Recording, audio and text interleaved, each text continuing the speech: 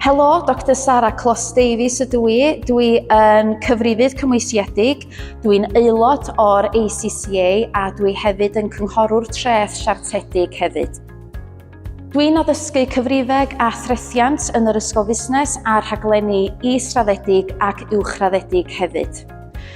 Dwi'n mwynhau addysgu i'n myfyrwyr be mae cyfrifeg yn feddwl.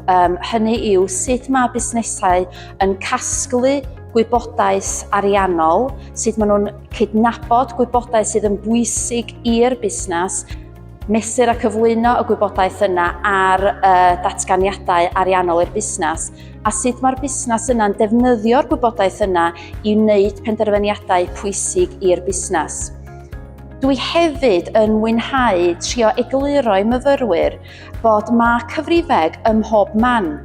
Rydym ni gyd yn gorfod gweithio allan os da ni efo digon o arian mwyn talu'n biliau, os da ni efo digon o arian i mwynhau ein amser gyda teulu a ffrindiau, a lle mae'r arian yna yn mynd i ddod o a phan bryd. A mae busnesau yn gorfod wneud union yr un peth. Dwi'n teimlo mae Bangor mewn lle sydd yn cynhyrchu lle cyfeillgar a lle cynhyrchiol a enigiol i myfyrwyr ni ac i'r staff hefyd. Mae staff a myfyrwyr yn gweithio'n agos gyda'i gilydd mwyn datblygu sgiliau a gwybodaeth ein myfyrwyr ni. Dyna beth sy'n bwysig i ni yma yn Bangor.